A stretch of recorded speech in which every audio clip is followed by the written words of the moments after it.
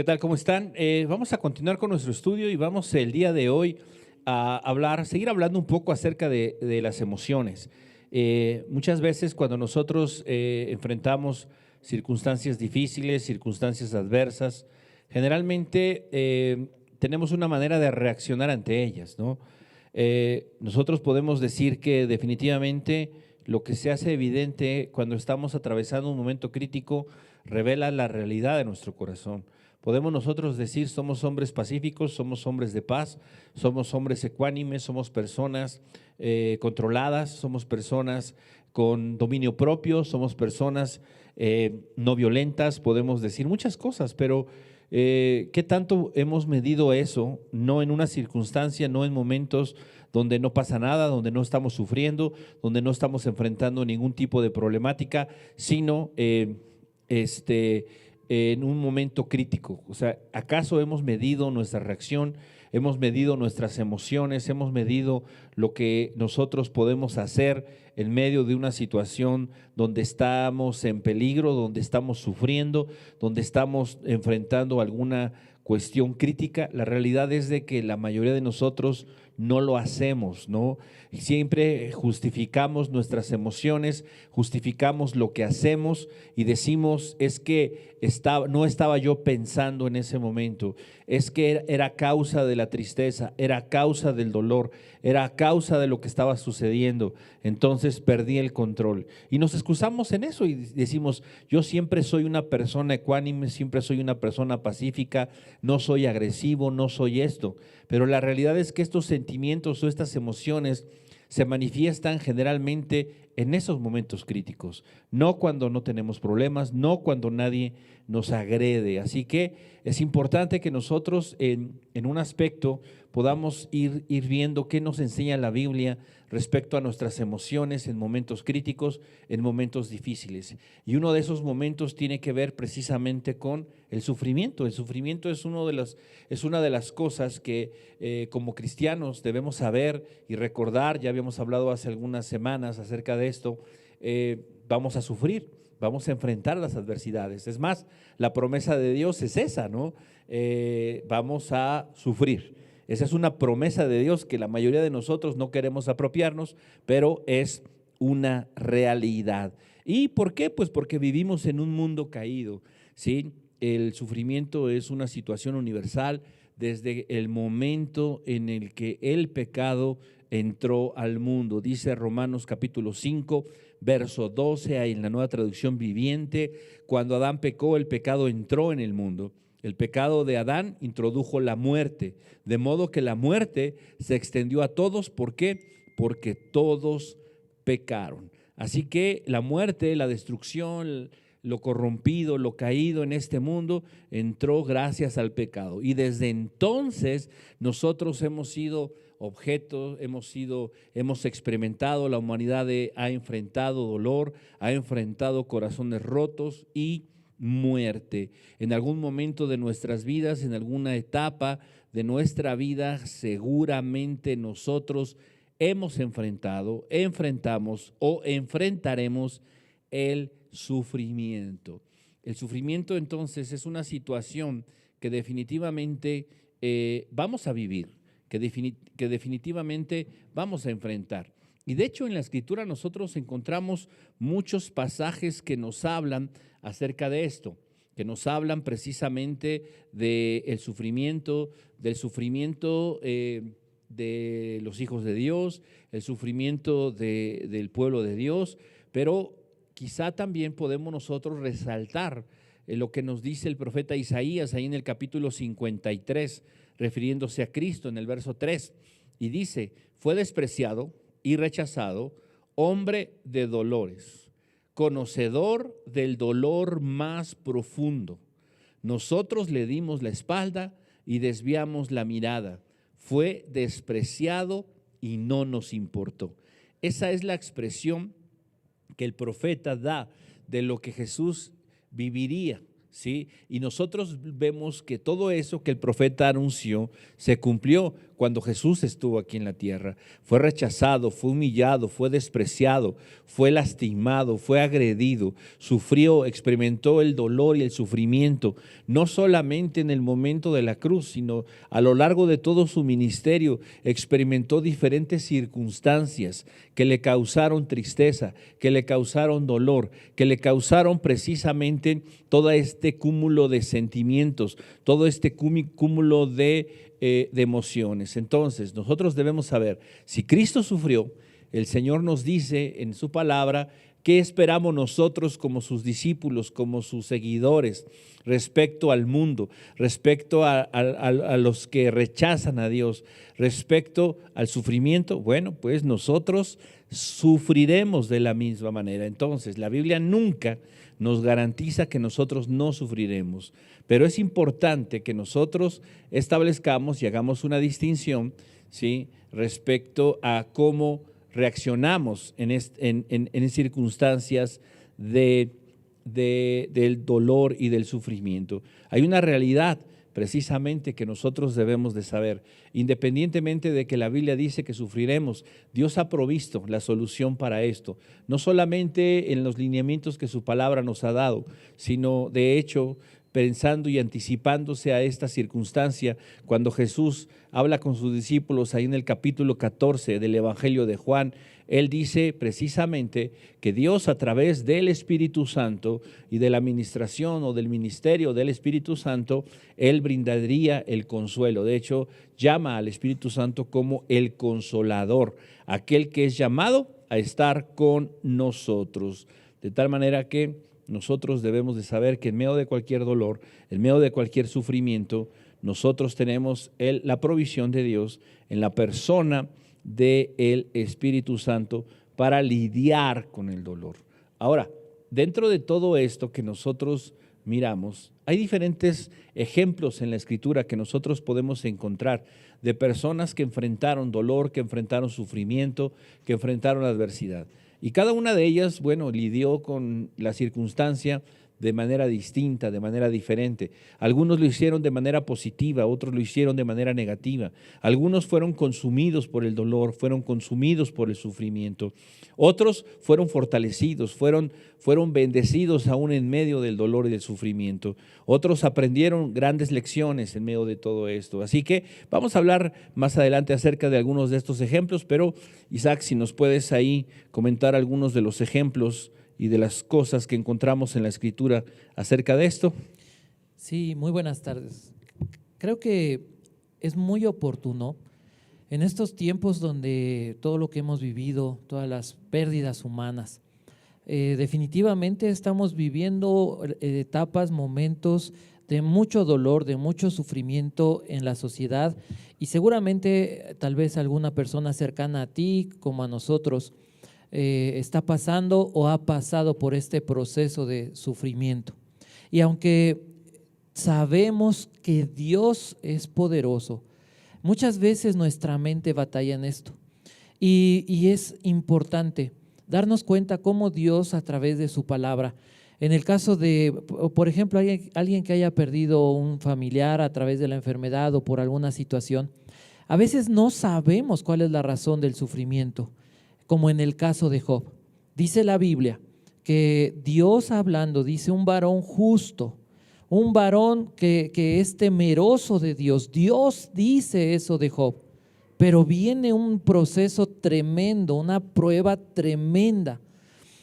Detrás de esto vemos la soberanía de Dios, pero también vemos a un enemigo que está buscando de cualquier forma hacer pedazos a cualquier creyente.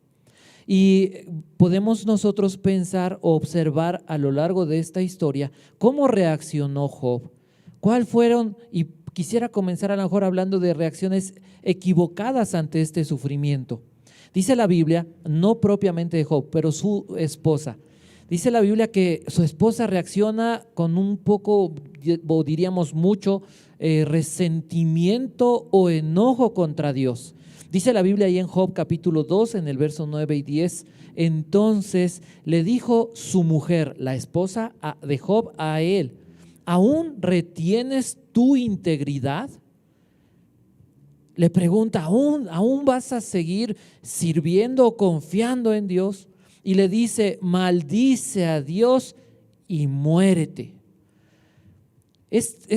Diríamos afuera de la situación, diríamos, qué necedad, qué mujer tan dura, qué increíble, ¿no? O sea, ¿cuál ayuda idónea? Y podríamos atacar la reacción de esta mujer, pero yo no sé si realmente tendríamos la calidad moral para decir esto, porque creo que muchos podríamos decir, yo me he enojado.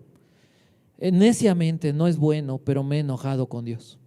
Cuando yo vi a alguien de mi familia en el hospital, cuando yo vi que las cosas no salían bien, cuando estaba en medio de la tempestad y yo le decía, Dios, ¿qué está pasando? Cuando yo no entendía la causa de mi sufrimiento, le decía, ¿por qué? ¿Qué pasa? ¿Por qué? Y a veces reaccionamos como esta mujer, y tal vez no hemos llegado a este nivel, pero muy cerca. Creo que Dios nos revela la condición del corazón. ¿Cómo es que llegan los amigos de Job y Job les dice, pero Job intenta defenderse de Dios? Otra actitud incorrecta ante su sufrimiento. ¿Pero cómo? ¿Pero por qué yo? ¿Pero por qué no mejor fui un abortivo? ¿Pero por qué no Dios me hubiera dejado ahí sin nacer? E intenta de alguna manera defenderse o defender su causa ante Dios. ¿Por qué pasa esto? Y también creo que podríamos decir cuántas veces no lo he hecho y ni siquiera he llegado a ese nivel.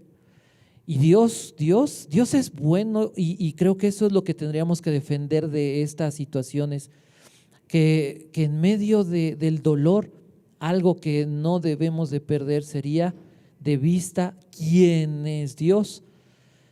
Siempre mantener, como en el caso de Job, diciéndole a su esposa como una mujer,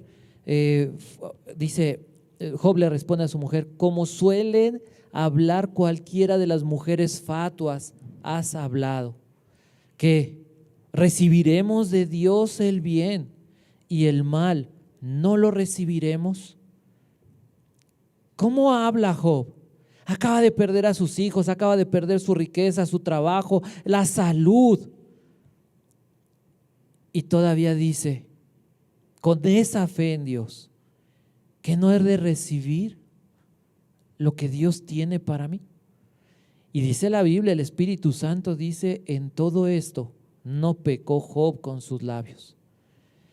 Qué tremendo, qué increíble lo que Dios puede hacer en una persona que mantiene su integridad, su confianza, como dijo aquella mujer, a diferencia de alguien que se deja llevar por sus emociones. Las emociones nos desquician, las emociones pueden llevarnos a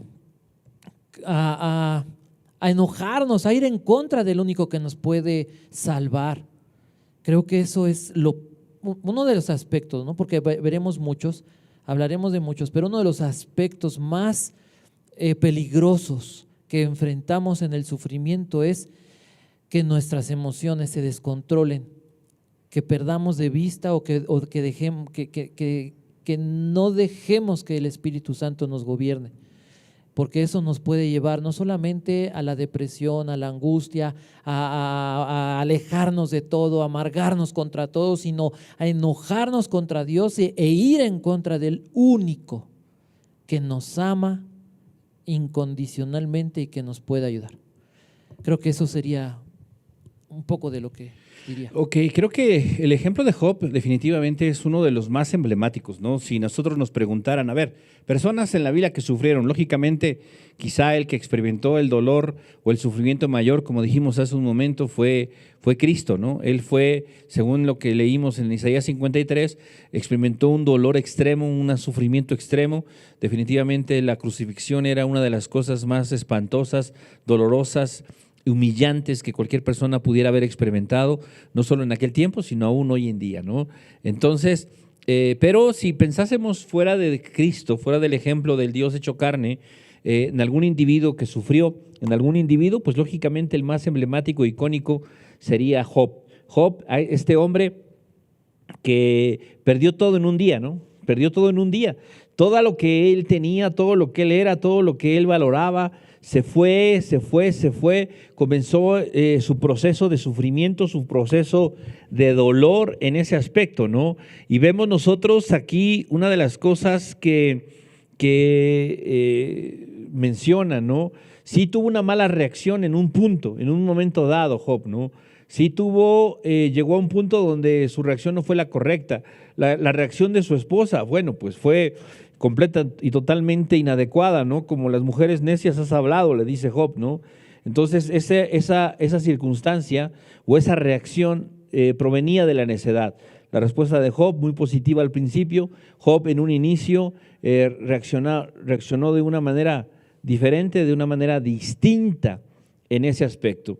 Pero aquí yo quisiera que pensásemos un poquito en este ejemplo de Job, quizá tratando de ubicar no solamente la reacción de Job, sino lo que sucedió posteriormente, ¿no? Y hay dos pasajes principalmente ahí en Job que quisiera yo que leyéramos, y es Job 1, primero, Job capítulo 1, y vamos a hacerlo ahí en la Reina Valera, Job 1.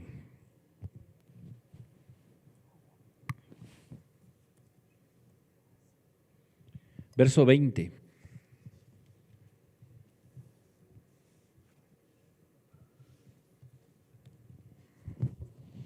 Y dice el verso 20, entonces Job se levantó y rasgó su manto después de todo lo que le había pasado y rasuró su cabeza y se postró en tierra y adoró.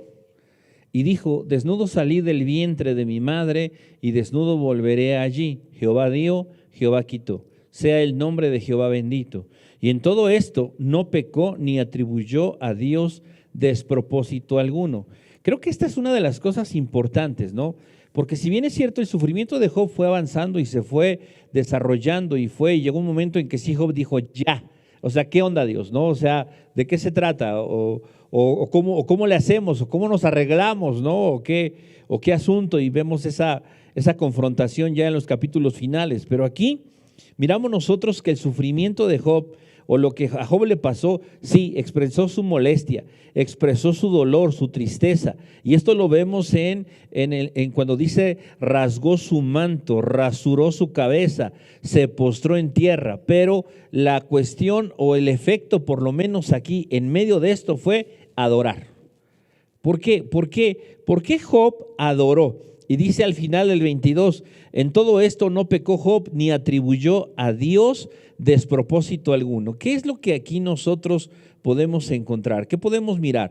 Imagínate, acabas de perder a tu familia, estás perdiendo tus bienes, estás perdiendo todo esto, y lejos de pegar el grito en el cielo, aunque tal vez sí lo pegó cuando se lamentó, cuando lloró y todo, al final dice adoró y no atribuyó a Dios despropósito en ello.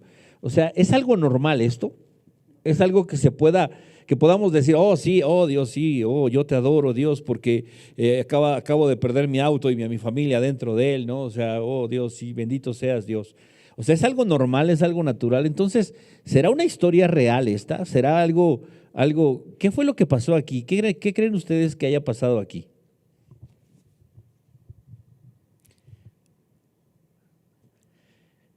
Creo que lo que podemos ver es, es algo que es una pregunta muy, muy profunda. No había Biblia cuando, de hecho Job no era ni hebreo, era oriental. No había Biblia. Lo único que Job vemos a lo largo del libro es que Job conocía algo, algo humanamente hablando, conocía a Dios de alguna manera, lo conocía como el omnipotente, lo conocía como el Altísimo, y creo que ese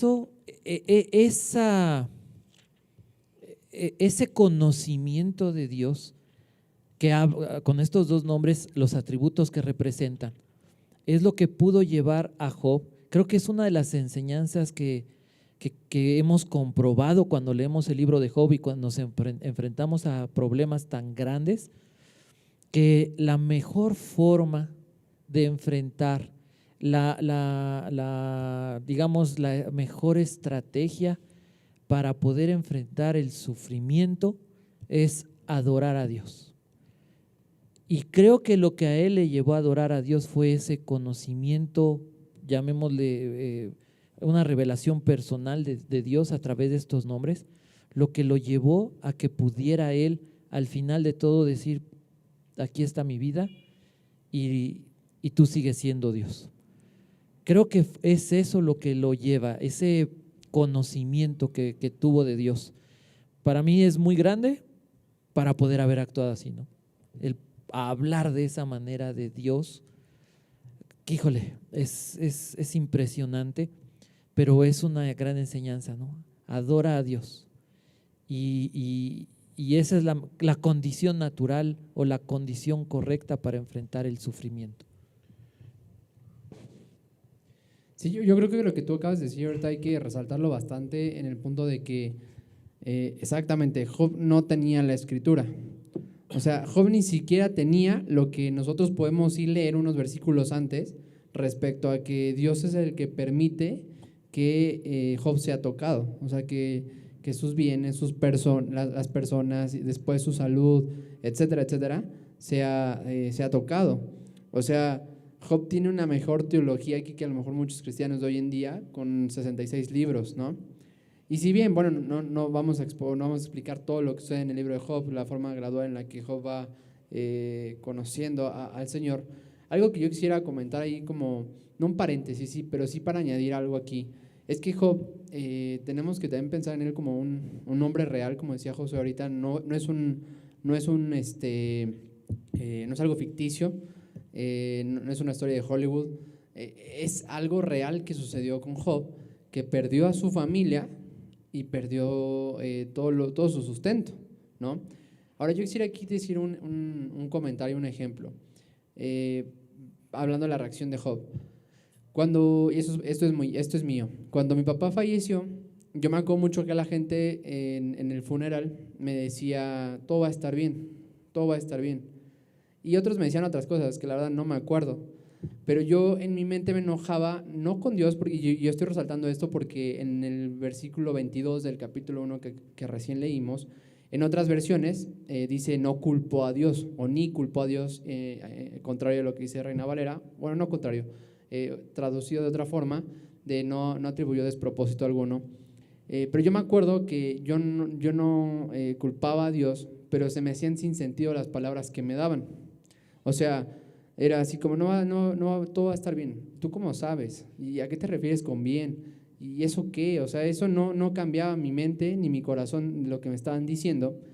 Y yo creo que este punto, y no quiero salir de Job, pero este punto es algo que la iglesia ha tenido a lo largo de la historia que enfrentar, porque cierto es que la enfermedad, las tribulaciones, la muerte, vienen para justos e injustos. O sea, no es que todos los impíos sí tienen enfermedad, sí tienen dolores, pero los piadosos no. La realidad es que no. O sea, que todos nosotros en un mundo caído tenemos aflicciones. Y yo creo que nosotros debemos observar este punto y resaltaba lo que dice Isaac, que Job no tenía la Biblia, porque cuando nosotros leemos 1 Tesalonicenses 4, nosotros vemos a Pablo queriendo confortar a cristianos con doctrina respecto al estado de aquellos que ya habían muerto. Quiero leer rápido. 1 Tesalonicenses 4 dice, versículo 13: pero no queremos, hermanos, que ignoréis acerca de los que duermen o de los que ya murieron, para que no entristezcáis como lo hacen los demás que no tienen esperanza.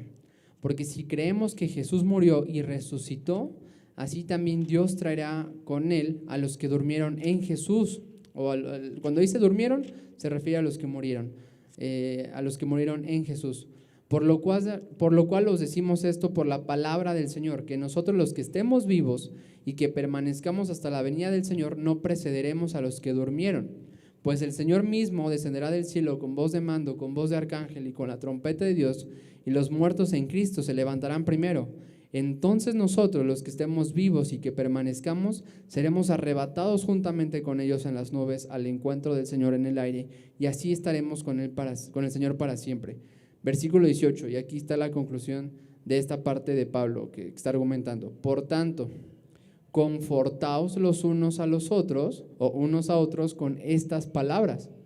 Entonces, estoy resaltando esta cuestión porque el interés de Pablo era confortar a los hermanos en esta situación de muerte y entender la doctrina, la obra de Cristo y las repercusiones de la obra de Cristo, de que si morían iban a resucitar y que estarían con Él.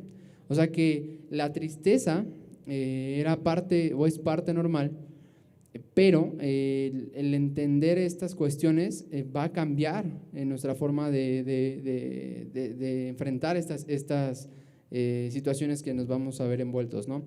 Y vuelvo a mi ejemplo. Yo en ese momento no estaba enojado con el Señor, pero la verdad no entendía nada.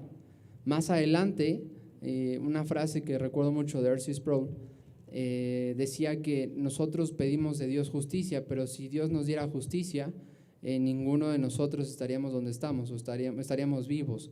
O sea, incluso las cosas más graves que nos llegan a pasar no sería correctamente retribuible con lo que nosotros merecemos. O sea, yo entendí que Dios no era malo al determinar que mi papá ya no iba a seguir, que Dios no es malo al escoger o no escoger, etcétera, etcétera.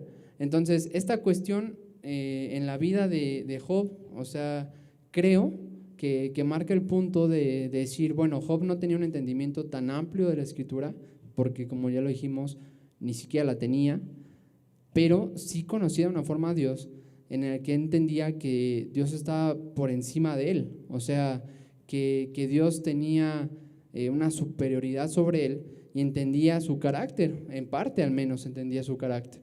Entonces, el punto aquí en la forma en que respondemos y por qué cité Tesalonicenses 4 y daba mi ejemplo, es qué dice la Escritura respecto a aquello que estoy pasando y los sentimientos que puedan venir.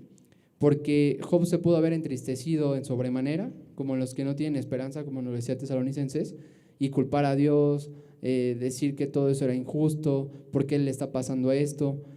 Pero la Escritura nos va a llevar a entender que, y bueno, ya nosotros podemos leer Job, los primeros versículos antes de entrar directamente a las pruebas, que Dios es soberano. O sea, que todo lo que atravesamos, estamos atravesándolo por la mano del Señor. O sea, porque Él lo ha permitido, lo ha mandado de tal forma que no hay una parte de nuestras vidas o algo que suceda en lo que Dios no tenga algo que decir y en el que Dios no esté interviniendo de forma activa y real. Creo que esa parte es algo importante. No conocían la Escritura, pero sí tenía una revelación de Dios, ¿no? Y la manera en la que reaccionó Job a la revelación que tenía de Dios, creo yo que es de sumisión. Esto no cambió sus sentimientos, eso no cambió su dolor en el sentido de que ya, o sea, decía, murieron mis hijos, oh, qué padre, bendito sea el Señor, ya no voy a padecer con ellos, o algo por el estilo, ¿no? O sea, no, su dolor ahí estaba, su sufrimiento ahí estaba. Sin embargo, la actitud de adorar habla de la línea principal de pensamiento de Job, que era sumisión a Dios, ¿no? Recordamos, por ejemplo, el caso de Jesús. Jesús ahí en el huerto de Getsemaní dice que se angustió en gran manera, ¿no? Y él decía, Dios, si puede, pase de mí esta copa, ¿no? Pero no sea como yo quiero, sino hágase tu voluntad. Esa es la expresión. Entonces aquí, en medio del sufrimiento y en medio del dolor, ¿sí? Nuestra premisa debe de ser la de sumisión, la de la sujeción de lo que pasa en nuestra vida, de nuestra vida y de lo que somos nosotros a la voluntad de Dios. Él, en ese sentido, creo que es cuando el texto o la palabra, en algunos casos sí se traduce, no culpó a Dios, o sea, o no le reprochó, sino entendió tal vez que en ese aspecto Dios había establecido una línea con propósito, ¿no? Entonces la voluntad de Dios se cumplió. Eso es lo que estaba Job, creo, aquí reconociendo. La voluntad de Dios se cumplió. Jesús dijo, la voluntad de Dios. Pablo dice, he pedido que me sea quitado este aguijón y Dios me ha dicho, bástate de mi gracia porque mi poder se perfecciona en tu debilidad. ¿Por qué? Porque Dios tenía un propósito. Entonces, no podemos nosotros olvidarnos de eso. ¿Y qué es lo que podemos hacer cuando estamos experimentando cualquier dolor pequeño, sufrimiento, cualquier circunstancia? No podemos hacer otra cosa sino armarnos de un pensamiento, el mismo que hubo en Cristo Jesús y el mismo que tuvo Job en este caso, y es que Dios es soberano y la voluntad de Dios tiene más sabiduría, tiene más peso y es lo mejor que nosotros podemos hacer. Y me llamó mucho la atención esa parte, ¿no?, que dijiste, no tenía mucha teología o Biblia o libros, pero su teología era más profunda, ¿no?, práctica. Yo creo que nosotros en ese aspecto podríamos avanzar y tener un paso adelante en nuestra vida si pudiésemos grabar esos principios en nuestro corazón, ¿no? Entonces, la idea no es la actitud no nos va a librar del sentimiento, por lo menos no en ese momento o no de manera inmediata, pero sí nos va a ayudar a encaminarnos a salir adelante, a salir victoriosos en medio de esa circunstancia. ¿Cuál es el pensamiento? Dios es sabio, Dios es soberano, Dios decidió, ¿no? Por eso dice el texto, ¿no? ¿Sabes qué? Dios decidió que así fuera así, desnudo salí, desnudo regresaré, el nombre de Jehová dio, Jehová quitó. O sea, Él decidió, Él me dio primero, Él me quitó, Él sabe por qué lo hace, bendito sea su nombre, ¿no? Yo quisiera rápido comentar algo que de Pablo que tú recién ahorita nos comentas. Y en 2 Corintios 12 encontramos esta situación, cuando Pablo está narrando cómo es que él recibió revelaciones, grandes revelaciones, y él dice en el versículo 7, y dada la extraordinaria grandeza de las revelaciones, por esta razón, para impedir que me enalteciera, me fue dada una espina en la carne, un mensajero de Satanás que me abofeté para que no me enaltezca. Acerca de esto 3 veces he rogado al Señor para que lo quitara de mí, y Él me ha dicho, te basta mi gracia, pues mi poder se perfecciona en la debilidad. Por tanto, muy gustosamente me gloriaré más bien en mis debilidades, para que el poder de Cristo more en mí. Ahora, yo quisiera rápido, bueno, después dice, por eso me complazco en mis debilidades, insultos, en privaciones, en persecuciones y en angustias, por amor a Cristo, ¿no?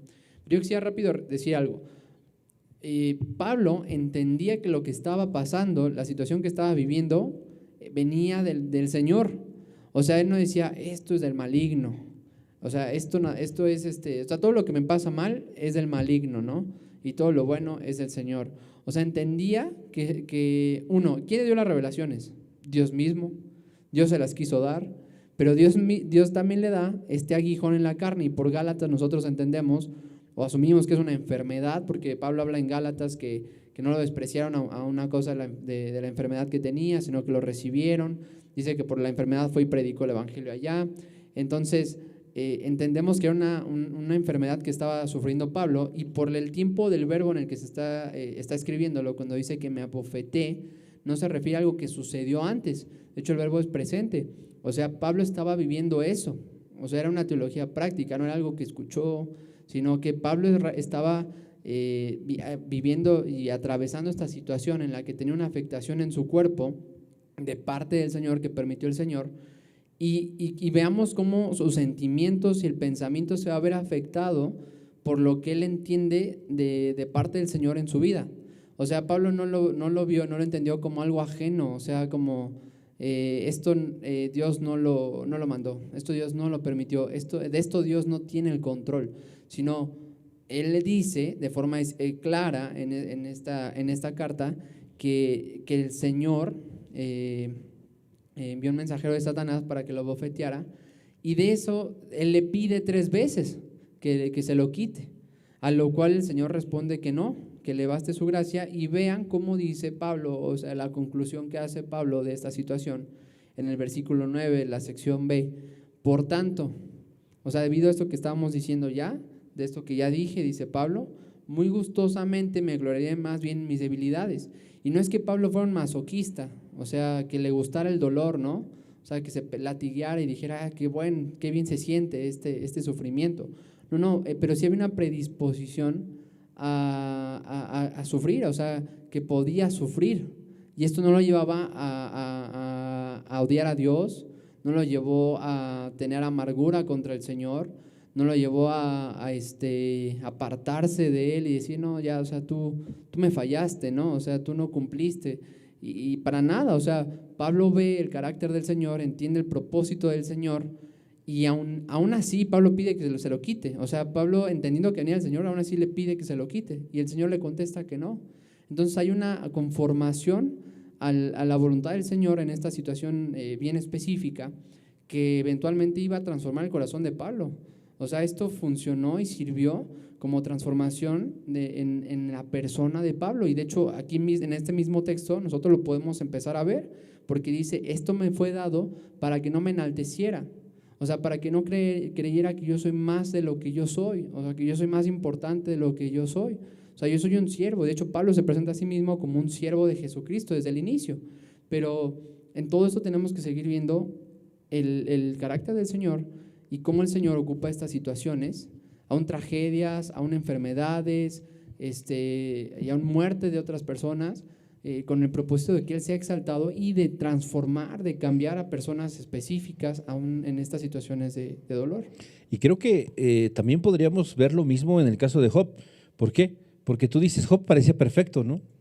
Parecía que no tenía problema, ¿no? Y que como que aquí Dios simplemente se echó una apuesta con el diablo y perdió Job, ¿no? Y dices tú, no, o sea, vemos al final las palabras de Job, dice, ahora entiendo, ahora veo, ¿no? Antes te veía de lejos, mas ahora mis ojos te ven, ¿no? De ceniza cubriré mis palabras y razones que delante de ti yo pronuncié. Ahora sé que tú eres Dios, que tú quitas y que das, y que eso es lo mejor, ¿no? ¿Por qué? Porque yo antes te conocía de lejos y sabía de ti y te adoraba y lo que quisieras, pero ahora mis ojos te ven, ahora sé quién eres, ahora tengo esa experiencia real contigo, ¿no?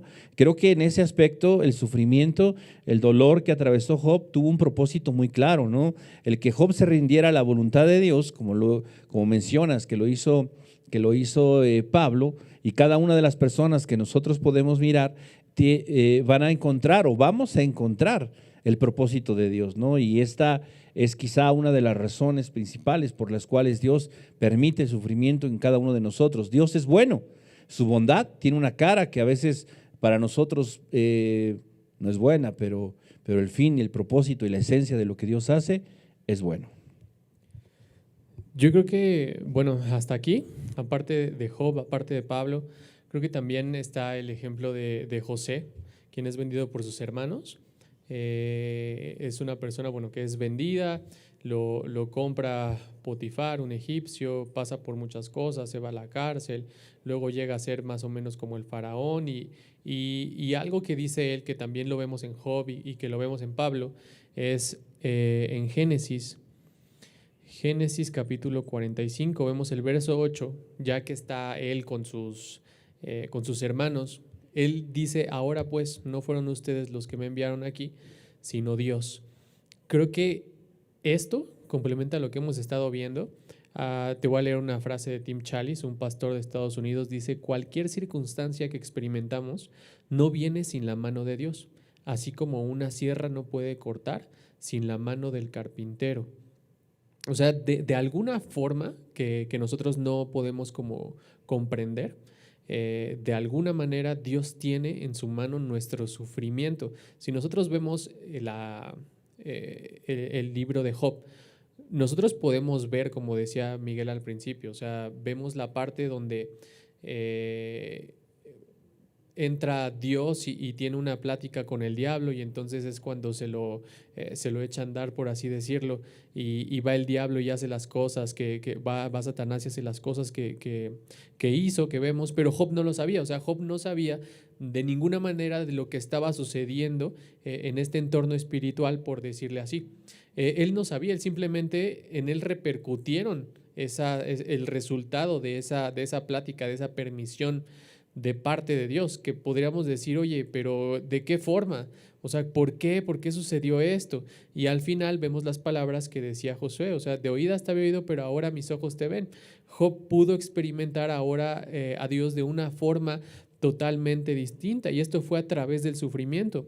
Entonces, el sufrimiento nunca viene sin un propósito o la providencia de Dios. O sea, esto es algo que nosotros debemos de recordar.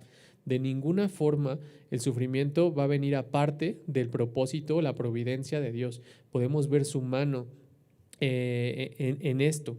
Entonces, creo que ese es un punto que quería comentar. El otro es que Dios deja que pasen estas circunstancias porque cuando nosotros estamos como en prosperidad, cuando podemos decir como que las aguas no se mueven, no buscamos a Dios de la misma forma como lo hacemos cuando estamos en sufrimiento. Dice Tim Challies también, un lecho de enfermo a menudo enseña más que un sermón, y el sufrimiento primero nos enseña acerca de nuestro pecado y pecaminosidad. Yo creo que esto también fue lo que ocurrió con Job. O sea, una vez que sí, Job dice, Job nunca culpó al Señor, pero también a través del sufrimiento se mostró el corazón de su esposa. Cuando su esposa dice, ¿sabes qué? Pues ya, maldice a Dios y ya muérete. O sea, ya no hay nada que hacer, ya haces esto. Y entonces Job dice, no, o sea, vamos a recibir de Dios lo bueno y lo malo no. El Señor dio, el Señor quitó, o sea, el nombre de Dios bendito. O sea, vemos el corazón de ambos. Al final también vemos cómo Dios tiene una plática con Job a través de un torbellino y le dice, a ver, Job, siéntate, mira, tú sabías esto, sabías lo otro, tú estabas cuando yo hice esto, tú estabas cuando yo hice lo otro. Y pues Job al final dice, no. Ah, bueno, y vemos cómo este sufrimiento tuvo un propósito, de la misma forma con Pablo, de la misma forma con José, que vimos ahí en Génesis 45. Hay un ejemplo que no es, podríamos decir, positivo, y este ejemplo lo encontramos en Génesis 34. En Génesis 34 vemos una historia. Ahí si tú abres tu Biblia vas a ver, dependiendo cuál sea tu traducción, va a decir ahí deshonra de Dina en Siquem. Dice que Dina era la hija de Lea, a quien había dado a luz Jacob. Salió, bueno, el punto es aquí que una persona que se llamaba Siquem, deshonró a Dina, la violó. Entonces después Siquem se enamoró de Dina, le pide a su papá que vaya por Dina, que se la traiga porque él se quiere casar con ella. Van y hablan con Jacob. Los hijos de Jacob escucharon y estaban muy enojados, en especial Leví. Entonces ellos le dicen, oye, ¿sabes qué? Mira, sí te podemos dar a nuestra hermana, pero lo único que tienes que hacer es que te tienes que circuncidar. Si no te circuncidas, entonces no podemos. No hay forma en que una persona que no esté circuncidada que pueda como estar con alguna de nuestras hermanas. Y entonces él amaba tanto a Dina que lo hace, y no solo él, sino todo su pueblo. Al tercer día, dice la palabra aquí, que al tercer día que ellos habían hecho esto, esto lo podemos ver a partir del verso 18, que ellos dicen que sí lo van a hacer, y una vez que lo hacen, en el tercer día, que era cuando más dolor se sentía, dice el verso 25, los dos hijos de Jacob, Simeón y Leví, hermanos de Dina, tomaron cada uno su espada y entraron en la ciudad que estaba desprevenida y mataron a todo varón. Mataron también a Mora, a su hijo Siquem, a filo de espada, y tomaron a Dina de la casa de Siquem y salieron. Después vinieron los dos hijos de Jacob, pasaron sobre los muertos y saquearon la ciudad, porque ellos habían deshonrado a su hermana, y se llevaron sus ovejas, sus vacas, sus asnos, lo que había en la ciudad y lo que había en el campo. Saquearon todo, mataron a todos los hombres, se llevaron a las mujeres, se llevaron a los pequeños, saquearon sus bienes y todo lo que tenían en sus casas.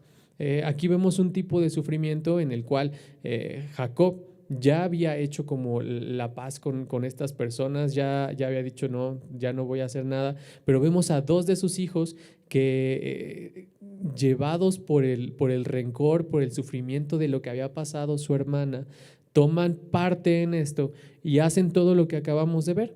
Entonces, podemos verlo como un ejemplo negativo del sufrimiento, donde se olvidaron de todo y le dieron como rienda a lo que ellos tenían. Creo que el sufrimiento, cuando nosotros pasamos por sufrimiento, esto es lo que puede suceder en nuestro corazón. O sea, el sufrimiento podemos decir que es un espejo para ver cómo estamos por dentro. Cuando estamos prósperos, cuando estamos sin pasar como por una situación así, no se nos es tan evidente la condición de nuestro corazón a cuando estamos pasando por el sufrimiento, porque eso evidencia de una u otra forma el remanente de pecado que hay en nosotros. Y esto es bueno. O sea, podríamos decir, ¿de qué forma puede ser bueno que te hagan ver tu pecado? Es bueno, porque el pecado nos guía al arrepentimiento, el pecado nos guía a voltear nuestra mirada a Cristo y nos hace ver que necesitamos más de Dios y necesitamos ser transformados continuamente y que nos hace falta, o sea, necesitamos de Dios. Entonces, de esta forma, yo creo que el sufrimiento es, por donde lo veamos, es bueno y viene dentro del plan y el propósito de Dios. Y mencionas un ejemplo negativo, ¿no? Un ejemplo negativo, un ejemplo inadecuado. Y yo quisiera regresar al ejemplo que pusiste de José, en donde José es vendido, ¿sí? Y el efecto directamente del sufrimiento no solamente viene sobre la vida de José, sino viene sobre la vida de su papá, ¿no? Que era el que lo amaba. La razón por la cual José fue metido al pozo y después vendido es porque era el favorito de papá, ¿no? Entonces, los hermanos enojados, indignados por el favoritismo, por el amor que tenía el padre sobre José y no sobre de ellos, hacen esto, ¿no? Pero ¿cuál es el resultado de esto? Dice ahí en Génesis capítulo 37, a partir del verso 32. Después de que mataron a José, trataron de cubrir todo esto con, verso 32 dice, luego enviaron la hermosa túnica a su padre con el siguiente mensaje: mira lo que encontramos, esta túnica no es la de tu hijo. Le preguntan a José, estoy leyendo la Nueva Traducción Viviente, y luego dice, su padre la reconoció de inmediato. Sí, dijo él, es la túnica de mi hijo. Seguro que algún animal salvaje se lo comió. Sin duda despedazó a José.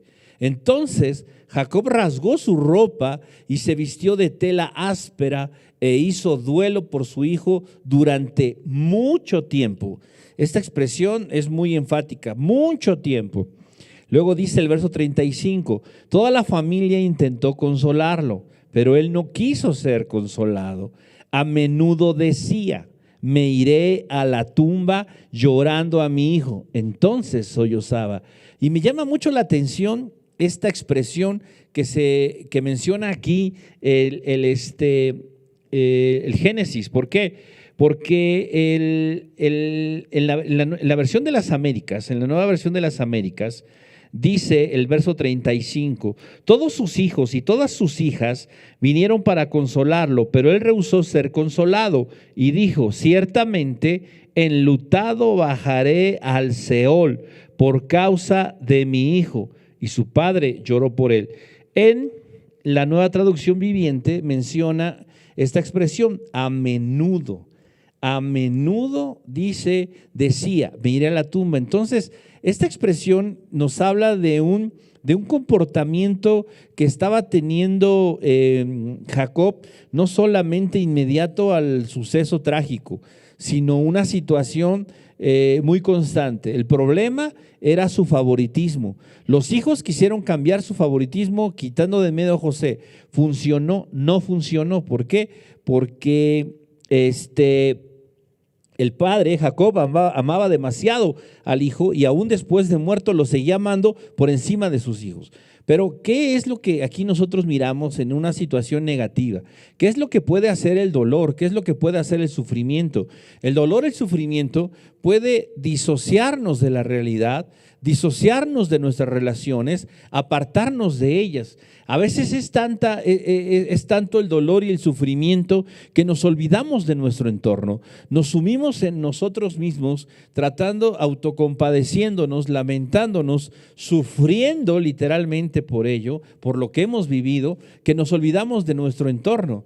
En este caso, ¿sí? Jacob ya había cometido un error al mostrar favoritismo sobre uno de sus hijos por encima de los demás. Ocasionó que sus hermanos pecaran. Podemos decir, ¿sirvió al propósito de Dios? Sí, pero eso no quita el pecado. Judas fue instrumento de Dios, sirvió al propósito de Dios, pero eso no lo exculpa de lo que hizo. Igual aquí en el caso de Jacob, él cometió un error y después de sufrir, después de lo que está pasando, no enmendó su corazón, no enmendó su error, sino que lo prolongó, se disoció de la realidad, se disoció de los hijos y esta situación trajo otras consecuencias más adelante. Entonces, cuando nosotros estamos en una situación difícil, en una situación dura, en un sufrimiento, en alguna cuestión en nuestra vida, tenemos que aprender a vivir ese momento, a sufrir ese momento. La Biblia dice, hay tiempo para todo debajo del sol, ¿sí? Tiempo para reír, tiempo para llorar,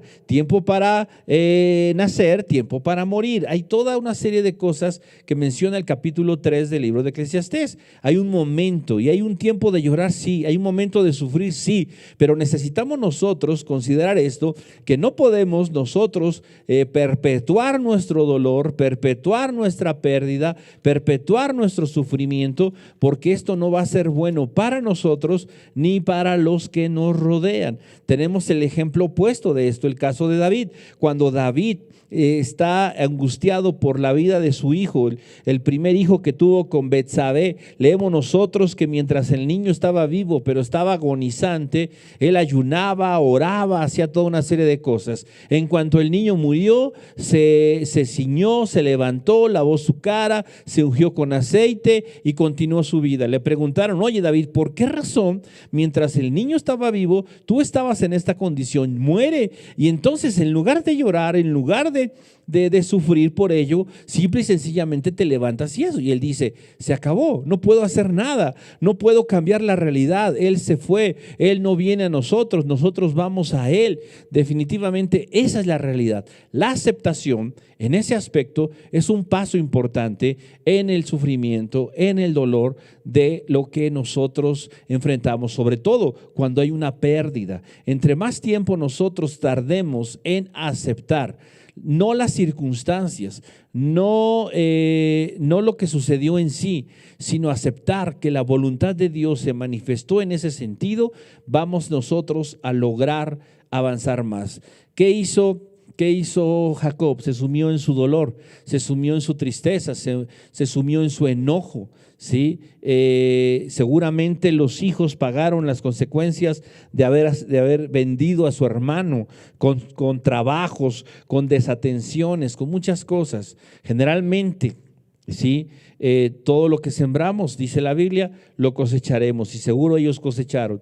Sin embargo, Jacob, en lugar de enfocarse en sus hijos, en lugar de enfocarse en la realidad, siguió y mantuvo, dice la Biblia, enlutado todo el tiempo hasta que descendió al Seol.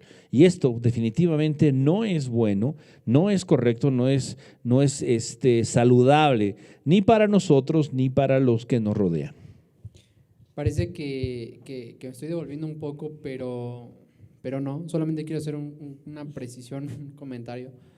Es que lo que está diciendo ahorita Josué, si bien ya lo hemos comentado en otras ocasiones, el hecho de que estemos en un mundo caído nos debe hacer entender que el sufrimiento está a la puerta. O sea, por causa del pecado, por causa desde que el hombre retó a Dios, cuestionó a Dios, decidió no obedecer a Dios, en ese momento entró el sufrimiento, el pecado, el dolor, muerte, etcétera, etcétera, etcétera. Y en el ejemplo que estábamos analizando ahorita, el pasaje de José, sus hermanos por la envidia, por pecado, lo entregan. Y el Señor nos resalta esto mucho en Santiago, ¿no? En donde hace una pregunta: ¿de dónde vienen las guerras y los conflictos entre vosotros? Pensemos en esto, en una guerra, ¿cuántos muertos hay y otros pecados que se suscitan en estas condiciones de guerra, en donde nosotros nos podemos ver cómo un hombre puede asesinar a otro hombre sin problema, los secuestros, los conflictos, con Juan el Bautista cuando lo decapitan, etcétera, etcétera? O sea, el pecado está ahí. O sea, ya sea que vengan por una enfermedad y esto nos lleve a sufrir, ya sea por otros hombres, el pecado está ahí.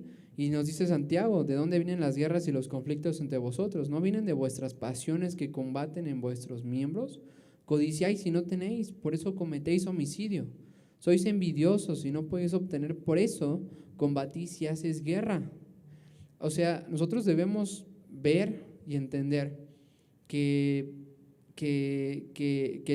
en el mundo tendremos aflicciones, y era lo que Josué decía bien al inicio, ¿no? Jesús dijo: en el mundo tendréis aflicciones. No dijo otra cosa, no prometió otra cosa, pero confiad en mí que yo he vencido al mundo. Y hay una promesa de que cuando todo sea restaurado no habrá más llanto, no habrá más dolor, no habrá más muerte, estaremos con el Señor, ya no estarán los efectos del pecado, ya no estará, ya no morará el pecado en nosotros. Entonces todo este mundo nos habla de esa rebelión contra Dios, y nos lleva al Evangelio, o sea, nos lleva a mirar a Jesús con ojos de esperanza. Y por eso es que vuelvo un poco, por eso decía que me devolví un poco, porque es lo que Pablo quiere afianzar en el corazón de los creyentes en Tesalonicenses, que se arraiguen en esa esperanza, que se arraiguen en Jesús, que sus corazones puedan ser confortados al entender esto, al mirar esto. Entonces, por ejemplo, José está ahí siendo entregado, está sufriendo varias situaciones, pero en todo eso el encontrarse con el Señor fue lo que cambió su vida, fue lo que cambió su perspectiva. Igual con Job, como ya lo hemos comentado, avanzamos apenas 2 capítulos más con Job y Job ya está diciendo: ¿por qué nací? Maldigo el día en que nací, ¿por qué fui? Etcétera, etcétera, ¿no? Entonces pasa de aparentemente estar muy bien a estar destruido por completo, ¿no? Y la verdad es que en nuestras situaciones, en nuestras vidas puede suceder. O sea, el día de mañana podemos tener una enfermedad, el día de mañana puede morir alguien muy allegado a nosotros, el día de mañana puede pasar tal o cual cosa, y no podemos ver a Dios fuera de esa ecuación. Y quisiera comentar un poema que ya he comentado un par de ocasiones, pero creo que queda otra vez muy bien. Y en este poema o en este cuento está un hombre ya de avanzada edad en su casa, sin familia, con escasos recursos, y a un lado tiene un vecino que tiene a toda su familia, que está mejor económicamente, y el diablo le dice: ¿de verdad crees que Dios te ama? Y él voltea y mira al vecino y ve que está en una condición aceptable, deseable, y él no dice nada. Y después vuelve a preguntarle el diablo: ¿de verdad crees que Dios te ama? Y él lo toma en la mano, lo lleva a un monte y le muestra una cruz y le dice: mira, ve hacia allá, Jesús me ama.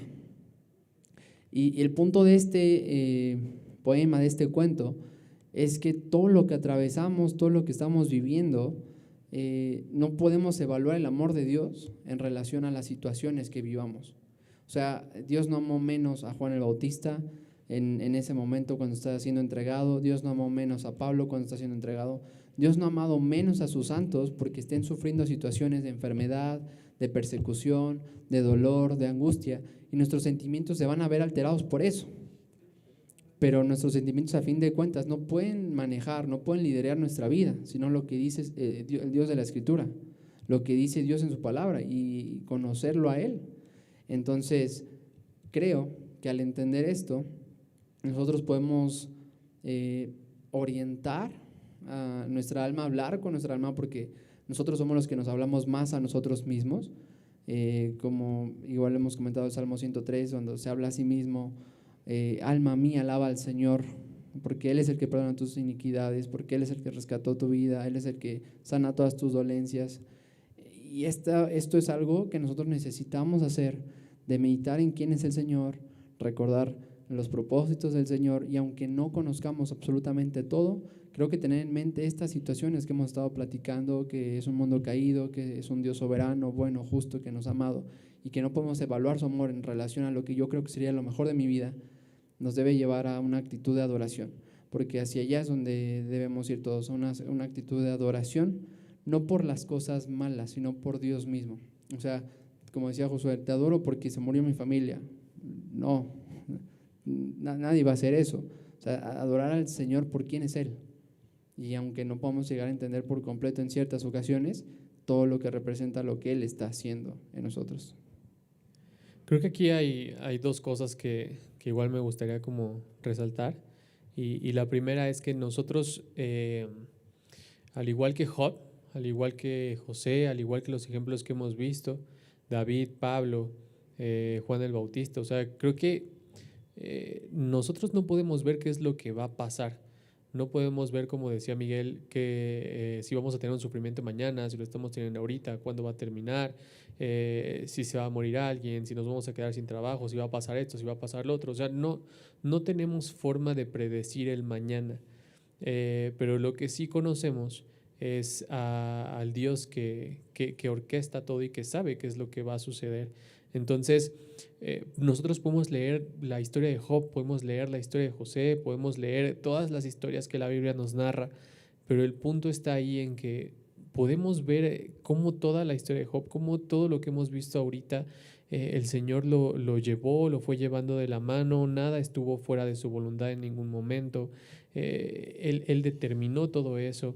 Vemos también la historia de José y podemos ver esos finales que igual como ahorita nos comentaba Miguel, o sea, no podemos determinar que cuando entrega a Pablo lo ama menos, cuando entrega a Juan el Bautista lo ama menos, cuando entrega a Jesús lo ama menos, o sea, no hay forma de poder sacar de la ecuación a Dios, y creo que esto es algo que debemos entender porque hay un ejemplo que no está en la Biblia, pero que podemos ver con Martín Lutero en sus tiempos, en 1527, donde enfrenta diferentes situaciones como la peste bubónica, la cual acabó con la mitad de la población europea y con unas 100 millones de personas alrededor del mundo. A él casi se le muere su hijo, estaba siendo oprimido, y entonces, inspirado en el Salmo 46, escribe un himno muy conocido que se llama Castillo Fuerte. Entonces me gustaría leer una parte del Salmo 46 porque recuerda lo que cada uno de nosotros debemos recordar. O sea, yo no sé qué va a pasar en el mañana, pero a través de todas las historias que podemos ver en la Biblia, en la Escritura, el punto central no es Job, cómo sufrió Job y cómo lo sacó, ¿no? El punto central no es David, cómo sufrió él y cómo salió. O sea, el punto central es Dios obrando en estas personas que están registradas, pero Dios, o sea, Dios obrando, Dios siendo el que los sustenta, Dios siendo el que los guía, el que los consuela. Entonces, vamos a leer esto. Te lo voy a leer en Nueva Biblia de las Américas. Dice: Dios es nuestro refugio y fortaleza, nuestro pronto auxilio en las tribulaciones. Por tanto, no temeremos aunque la tierra sufra cambios y aunque los montes se deslicen al fondo de los mares, aunque bramen y se agiten sus aguas, aunque tiemblen los montes con creciente enojo. Hay un río cuyas corrientes alegran la ciudad de Dios, las moradas santas del Altísimo. Dios está en medio de ella, no será sacudida. Dios la ayudará al romper el alba. Bramaron las naciones, se tambalearon los reinos, dio él su voz y la tierra se derritió. El Señor de los ejércitos está con nosotros, nuestro baluarte es el Dios de Jacob. Vengan, contemplen las obras del Señor, que ha hecho asolamientos en la tierra, que hace cesar las guerras hasta los confines de la tierra, quiebra el arco, parte la lanza y quema los carros en el fuego. Estén quietos y sepan que yo soy Dios. Exaltado seré entre las naciones, exaltado seré en la tierra. El Señor de los ejércitos está con nosotros. Nuestro baluarte es el Dios de Jacob.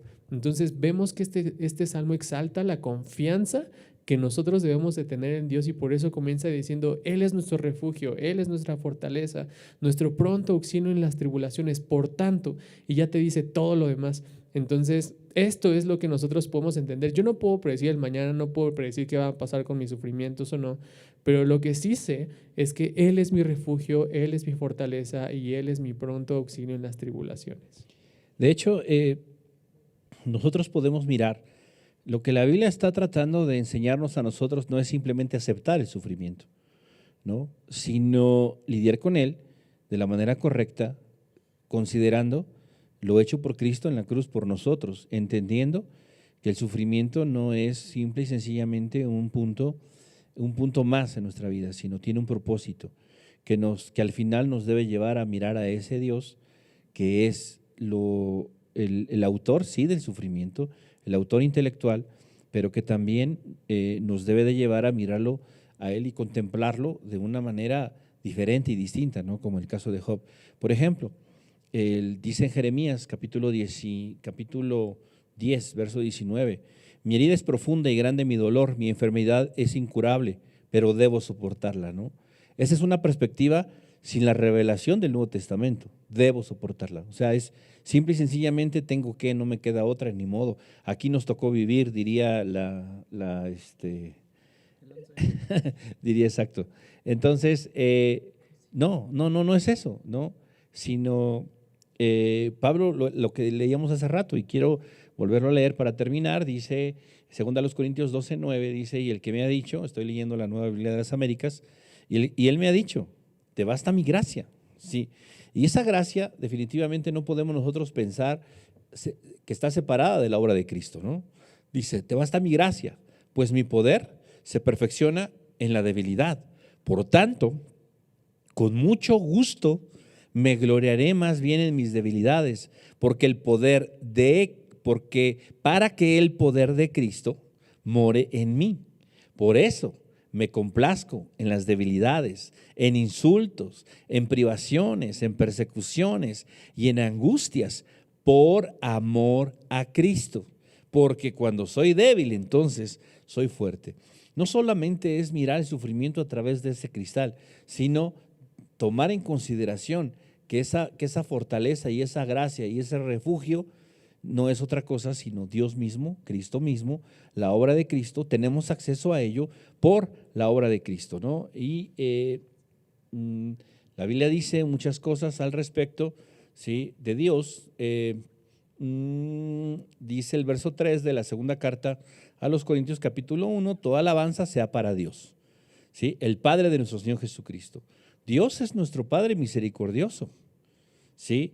Dios es nuestro Padre misericordioso y la fuente de todo consuelo. Entonces, Él es, o sea, todo lo que nosotros vivimos, todo lo que nosotros enfrentamos, nos tiene que llevar a voltear a Él. Porque si no, al rato voy a decir, soy bien sabio, soy bien poderoso, soy bien efectivo yo para lidiar con el sufrimiento, échenme el sufrimiento que quieran, yo lidio con él de la mejor manera. No soy yo, es Él en mí, es Él en mí. Y entonces tenemos nosotros que aprender a hacer esto. Así que bueno, vamos a terminar, vamos a orar y vamos a concluir. Señor, gracias porque tu palabra nos sigue alentando, nos sigue enseñando que todo se trata de ti, Señor. Y aun cuando nosotros podemos ser los que sufrimos o los que enfrentamos la adversidad, los problemas, las dificultades, al final todo regresa a ti, Señor. Por lo tanto, a ti sea dada la honra y la gloria, Señor. Enséñanos a vivir y enfrentar todo en este mundo, no solo el dolor, no solo el sufrimiento, cualquier circunstancia, mirarlo a través de tu propósito, mirarlo sujetos, sumisos a tu voluntad, Señor, con la certeza, mi Dios, de que tienes un plan maravilloso y que al final tu plan, mi Dios, resaltará y opacará todo lo demás, Señor, todo el sufrimiento, todo lo que pasamos, todo lo que vivimos, Señor. Padre, queremos poner, mi Dios, hacer lo mismo que hizo Cristo, por el gozo puesto delante, menospreció el oprobio, menospreció todo y se hizo obediente. Que nuestra vida pueda ir en esa dirección, Señor. Hay una realidad, el sufrimiento es real, duele, las pruebas pegan en el corazón, Señor. Ayúdanos a mirarlas, Dios, desde tu óptica, desde tu perspectiva, con tus ojos, de acuerdo a tu propósito, y que al final, mi Dios, en medio de cualquier circunstancia, nosotros podamos decir: bendito sea Jehová. Bendito sea el Dios nuestro. Él es el único, Él es el sabio Dios. Él es el que hace y el que determina sobre nuestras vidas, Señor. Gracias, ayúdanos a lidiar correctamente, a vivir, mi Dios, en esta tierra, conforme no a nuestro pensamiento o circunstancias, sino conforme a tu voluntad y a tu perspectiva, Señor. Te damos las gracias en el nombre de Jesús. Amén. Que Dios les bendiga.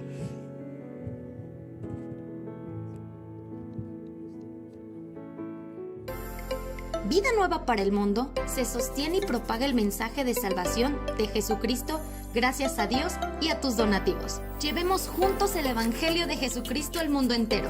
Realizamos eventos, seminarios, congresos y diferentes programas para dar a conocer el mensaje de salvación y el poder de nuestro Señor, transformando y edificando vidas de mujeres, hombres, niños alrededor del mundo.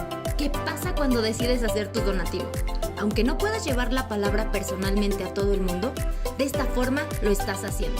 Con tus donativos o aportaciones, estás sembrando y formando parte de lo que Dios está haciendo en su obra. Estás ayudando a traer luz a la oscuridad, paz al conflicto y esperanza a los que no tienen ninguna. Dona desde México.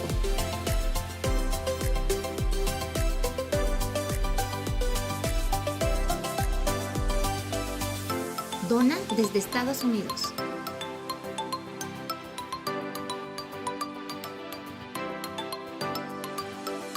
Para el resto de donaciones de otras partes del mundo, www.vidanuevaparelmundo.org.mx/dona. Estamos cumpliendo la gran comisión. Por tanto, vayan y hagan discípulos a todas las naciones, bautizándolos en el nombre del Padre, del Hijo y del Espíritu Santo, enseñándoles que guarden todas las cosas que les he mandado. Y he aquí que yo estoy con ustedes todos los días hasta el fin del mundo.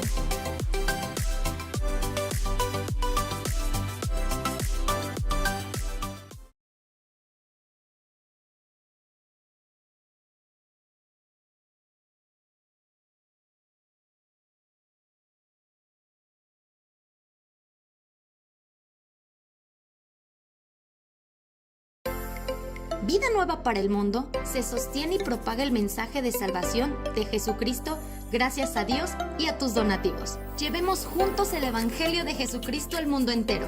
Realizamos eventos, seminarios, congresos y diferentes programas para dar a conocer el mensaje de salvación y el poder de nuestro Señor, transformando y edificando vidas de mujeres, hombres, niños alrededor del mundo.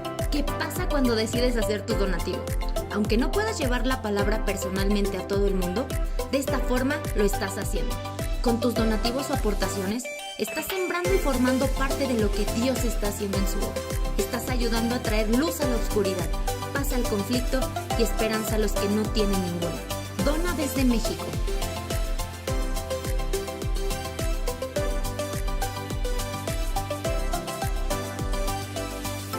Dona desde Estados Unidos.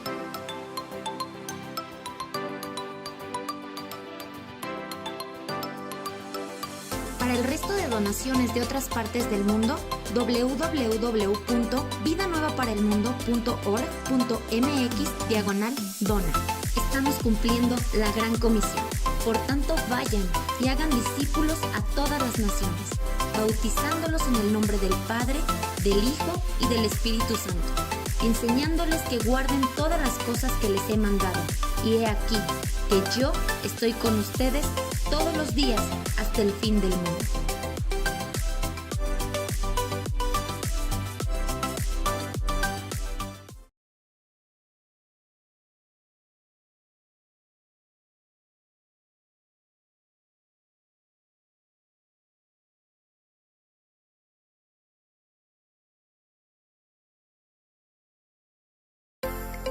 Vida Nueva para el Mundo se sostiene y propaga el mensaje de salvación de Jesucristo gracias a Dios y a tus donativos. Llevemos juntos el Evangelio de Jesucristo al mundo entero. Realizamos eventos, seminarios, congresos y diferentes programas para dar a conocer el mensaje de salvación y el poder de nuestro Señor, transformando y edificando vidas de mujeres, hombres, niños alrededor del mundo. ¿Qué pasa cuando decides hacer tu donativo? Aunque no puedas llevar la palabra personalmente a todo el mundo, de esta forma lo estás haciendo. Con tus donativos o aportaciones, estás sembrando y formando parte de lo que Dios está haciendo en su obra. Estás ayudando a traer luz a la oscuridad, paz al conflicto y esperanza a los que no tienen ninguna. Dona desde México.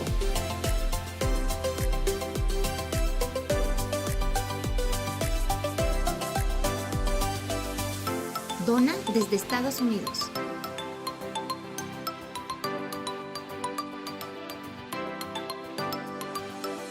Para el resto de donaciones de otras partes del mundo, www.vidanuevaparelmundo.org.mx/dona. Estamos cumpliendo la gran comisión. Por tanto, vayan y hagan discípulos a todas las naciones, bautizándolos en el nombre del Padre, del Hijo y del Espíritu Santo, enseñándoles que guarden todas las cosas que les he mandado. Y he aquí que yo estoy con ustedes todos los días hasta el fin del mundo.